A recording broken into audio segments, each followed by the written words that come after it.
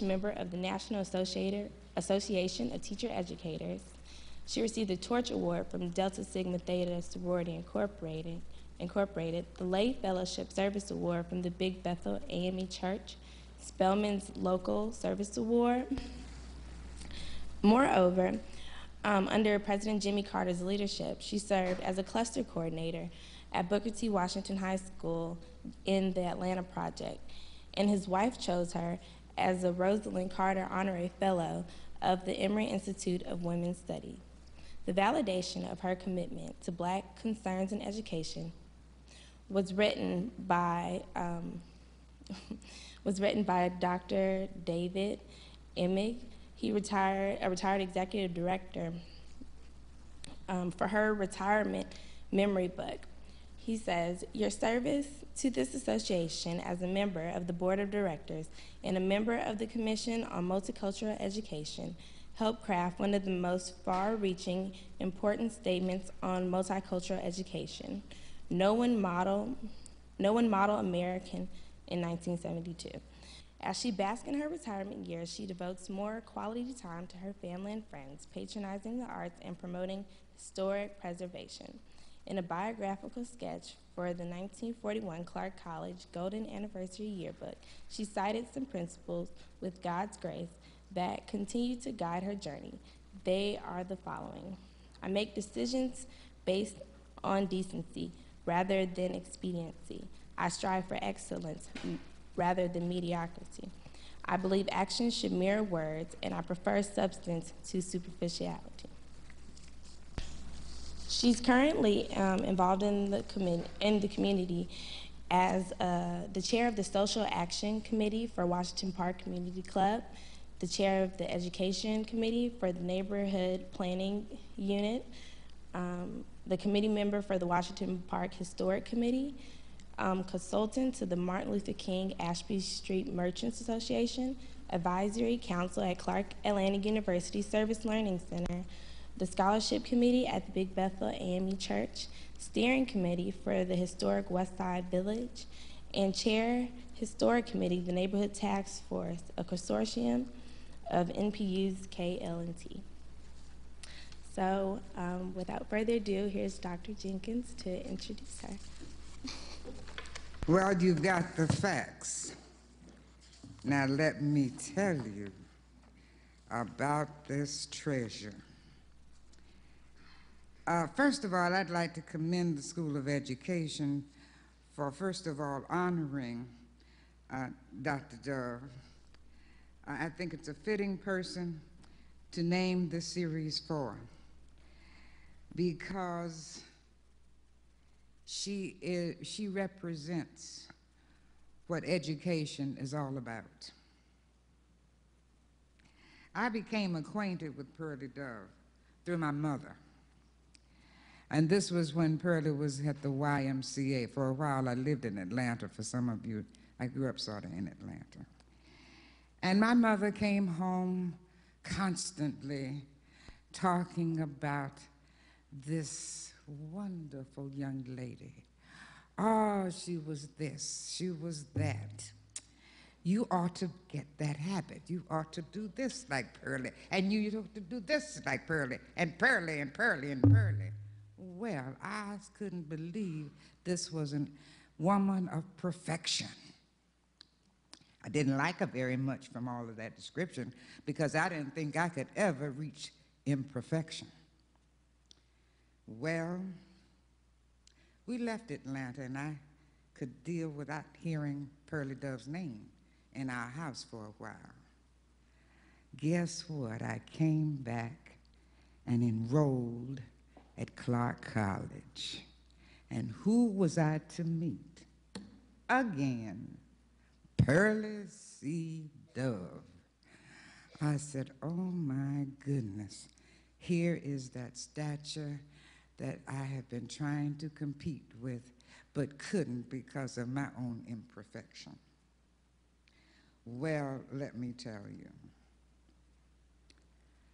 you couldn't meet a better soul. One who is highly spiritual, energetic, a highly effective mentor. She understood the students around her.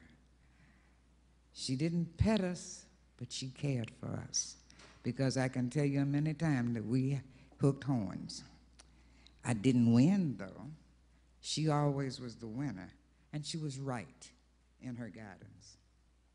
Much of what I have developed into outside of my parents, Pearlie Dove and a gentleman sitting here in the audience, Wiley Dove, contributed to that. So students who know me, if it's something about me you don't like, blame the two of them. Don't blame me. She led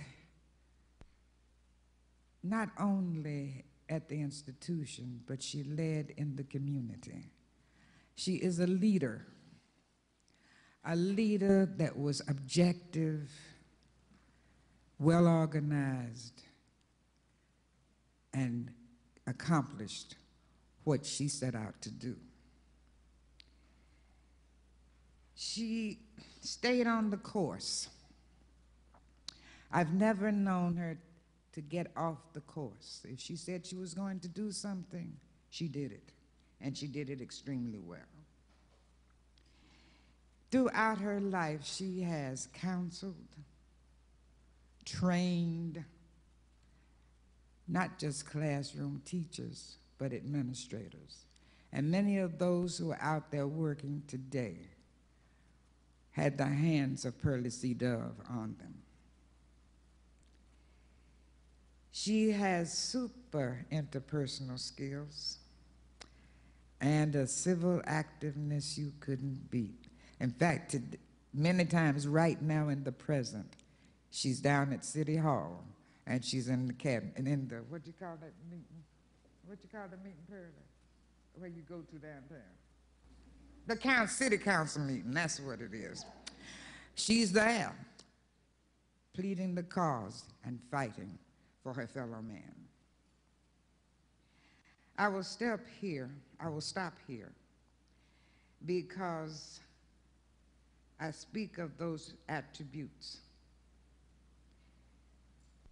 because she hasn't just stopped. She didn't go home and sit in the rocking chair and rock. She rocks throughout her community. She rocks here on the campus, and she's still rocking. And Pearlie, I hope you keep on rocking, because I need you and we need you. I'm so proud to present to you my mentor, a friend of Clark Atlanta University, Dr. Pearlie C. Dove.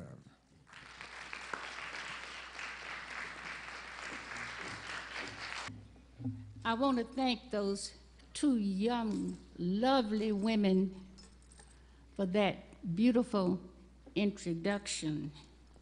Ashley, you have known me as long. However, I hope the lecture will be half as good as your presentation.